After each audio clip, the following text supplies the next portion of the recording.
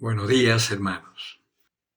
Hoy contemplamos en este día, viernes de la Pasión de nuestro Señor Jesucristo, el inmenso amor que Dios nos ha tenido para dar a su Hijo en prenda, para así saldar la cuenta que teníamos nosotros por el pecado que nos llevaba a la muerte. Y gracias a ese inmenso amor de Dios, hoy podemos recobrar el sentido real de nuestra existencia, que es la vida eterna en Dios. El Evangelio de hoy, largo, los invito a escucharlo atentamente porque ahí podemos ver todo lo que el Señor pudo pasar en un momento para nuestra salvación. Está tomado de San Juan. En aquel tiempo salió Jesús con sus discípulos al otro lado del torrente Cedrón, donde había un huerto, y entraron allí él y sus discípulos. Judas, el traidor, conocía también el sitio porque Jesús se reunía a menudo allí con sus discípulos. Judas entonces, tomando la patrulla y unos guardias de los sumos sacerdotes y de los fariseos, entró allá con faroles, antorchas y armas. Jesús, sabiendo todo lo que venía sobre él, se adelantó y les dijo: ¿A quién buscáis? Le contestaron: a Jesús el Nazareno. Les dijo Jesús: yo soy. Estaba también con ellos Judas el traidor. Al decirles yo soy, retrocedieron y cayeron a tierra. Les preguntó otra vez: ¿a quién buscáis? Ellos dijeron: a Jesús el Nazareno. Jesús contestó: os he dicho que soy yo. Si me buscáis a mí, dejad marchar a todos estos. Y así se cumplió lo que había dicho: no he perdido a ninguno de los que me diste. Entonces Simón Pedro, que llevaba una espada, la sacó e hirió al criado del sumo sacerdote, cortándole la oreja derecha. Ese criado se llamaba Malco. Dijo entonces Jesús a Pedro: mete la espada en la vaina. El cáliz que me ha dado mi Padre, ¿no lo voy a beber? La patrulla, el tribuno y los guardias de los judíos prendieron a Jesús, lo ataron y lo llevaron primero a Anás, porque era el suegro de Caifás, sumo sacerdote aquel año.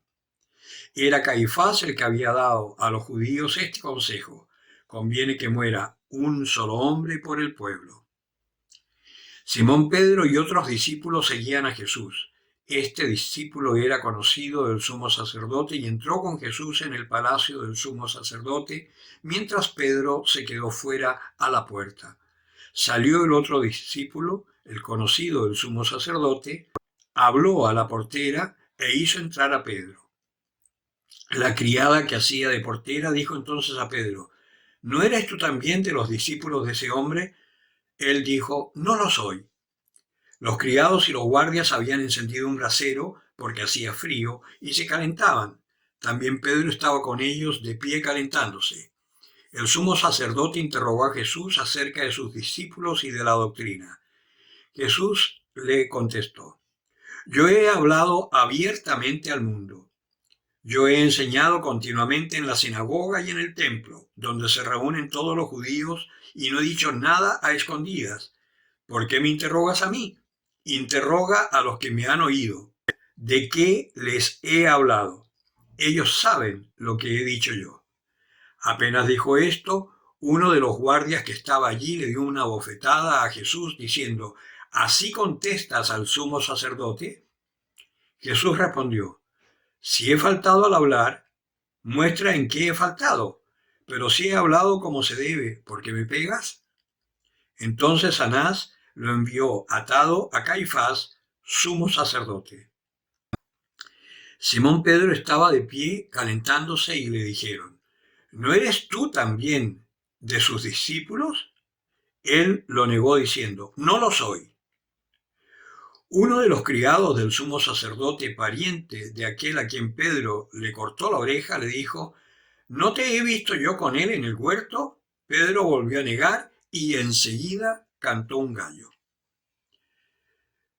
Llevaron a Jesús de casa de Caifás al pretorio.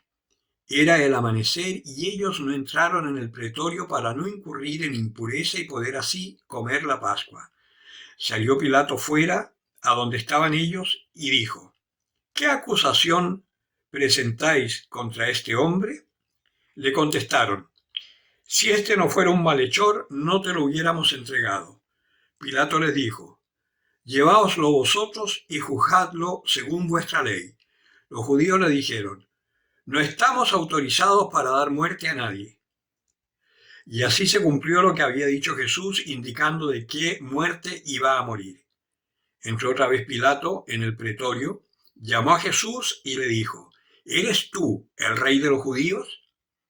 Jesús le contestó: ¿Dices eso por tu cuenta o te lo han dicho otros de mí? Pilato replicó: ¿Acaso yo soy judío?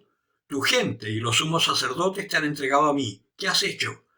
Jesús le contestó: Mi reino no es de este mundo. Si mi reino fuera de este mundo, mi guardia habría luchado para que no cayera en manos de los judíos, pero mi reino no es de aquí. Pilato le dijo: ¿Con que tú eres rey? Jesús le contestó: Tú lo dices, soy rey. Yo para esto he nacido y para esto he venido al mundo, para ser testigo de la verdad. Todo el que es de la verdad, escucha mi voz. Pilato le dijo: ¿Y qué es la verdad? Dicho esto, salió otra vez a donde estaban los judíos y le dijo: Yo no encuentro en él ninguna culpa.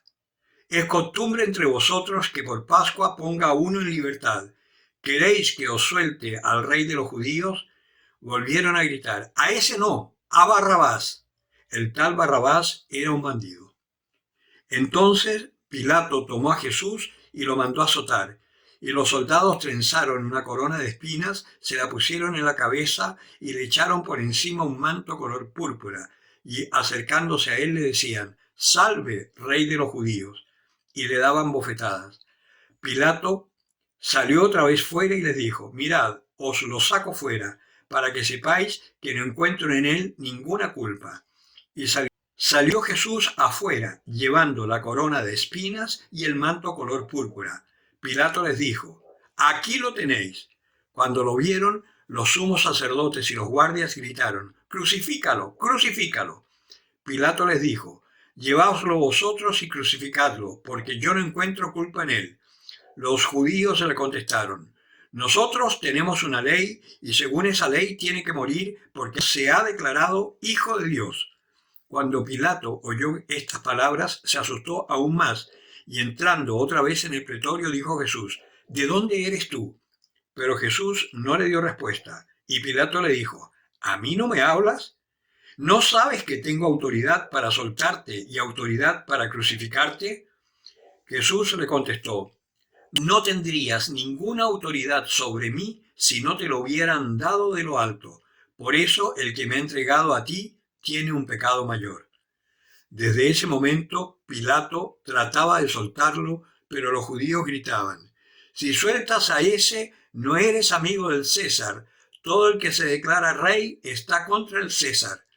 Pilato entonces, al oír estas palabras, sacó afuera a Jesús y lo sentó en el tribunal en el sitio que llaman el enlosado, en hebreo Gabbata. Era el día de la preparación de la Pascua, hacia el mediodía. Y Pilato dijo a los judíos: Aquí tenéis a vuestro rey. Ellos gritaron: Fuera, fuera, crucifícalo. Pilato les dijo: ¿A vuestro rey voy a crucificar? Contestaron los sumos sacerdotes: No tenemos más rey que al César. Entonces se lo entregó para que lo crucificaran. Tomaron a Jesús y él, cargando con la cruz, salió al sitio llamado de la calavera, que en hebreo se dice Gólgota, donde lo crucificaron, y con él a otros dos, uno a cada lado, y en medio Jesús. Y Pilato escribió un letrero y lo puso encima de la cruz. En él estaba escrito: Jesús el Nazareno, el Rey de los judíos. Leyeron el letrero muchos judíos porque estaba cerca el lugar donde crucificaron a Jesús y estaba escrito en hebreo, latín y griego. Entonces los sumos sacerdotes de los judíos dijeron a Pilato: No escribas el rey de los judíos, sino este ha dicho: soy el rey de los judíos. Pilato les contestó: Lo escrito, escrito está. Los soldados, cuando crucificaron a Jesús, cogieron su ropa haciendo 4 partes, una para cada soldado, y apartaron la túnica. Era una túnica sin costura, tejida toda de una pieza de arriba abajo, y se dijeron: no la rasguemos, sino echemos a suerte a ver a quién le toca. Así se cumplió la escritura: se repartieron mis ropas y echaron a suerte mi túnica. Esto hicieron los soldados. Junto a la cruz de Jesús estaban su madre, la hermana de su madre, María, la de Cleofás, y María la Magdalena. Jesús, al ver a su madre y cerca al discípulo que tanto quería, dijo a su madre: mujer, ahí tienes a tu hijo. Luego dijo al discípulo: ahí tienes a tu madre. Y desde aquella hora el discípulo la recibió en su casa. Después de esto, sabiendo Jesús que todo había llegado a su término, para que se cumpliera la escritura, dijo: tengo sed. Había allí un jarro lleno de vinagre, y sujetando una esponja empapada en vinagre, atada a una vara de hisopo, se la acercaron a la boca de Jesús.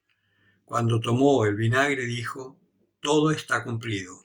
E inclinando la cabeza, entregó el espíritu. Los judíos entonces, como era el día de la preparación, para que no se quedaran los cuerpos en la cruz el sábado, porque aquel sábado era un día solemne, pidieron a Pilato que les quebraran las piernas y que los quitaran. Fueron los soldados, le quebraron las piernas al primero y luego al otro que habían crucificado con él. Pero al llegar a Jesús, viendo que ya había muerto, no le quebraron las piernas, sino que uno de los soldados le traspasó el costado con la lanza, y al punto salió sangre y agua. El que lo vio da testimonio, y su testimonio es verdadero, y él sabe que dice la verdad, para que también vosotros creáis. Esto ocurrió para que se cumpliera la escritura: no le quebrantarán ni un hueso. Y en otro lugar de la escritura dice: mirarán al que atravesaron. Después de esto, José de Arimatea, que era discípulo clandestino de Jesús por miedo a los judíos, pidió a Pilato que le dejara llevarse el cuerpo de Jesús, y Pilato lo autorizó. Él fue entonces y se llevó el cuerpo. Llegó también Nicodemo, el que había ido a verlo de noche, y trajo unas 100 libras de una mixtura de mirra y áloe. Tomaron el cuerpo de Jesús y lo vendaron todo con los aromas, según se acostumbra a enterrar entre los judíos. Había un huerto en el sitio donde lo crucificaron, y en el huerto un sepulcro nuevo donde nadie había sido enterrado todavía. Y como para los judíos era el día de la preparación y el sepulcro estaba cerca, pusieron allí a Jesús. Palabra del Señor.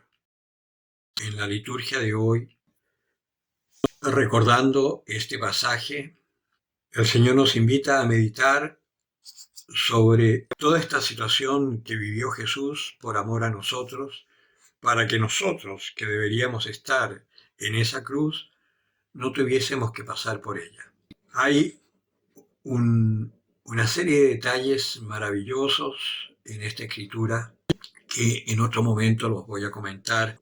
Detalles que nos hablan del significado de la pasión del Señor en nuestra vida.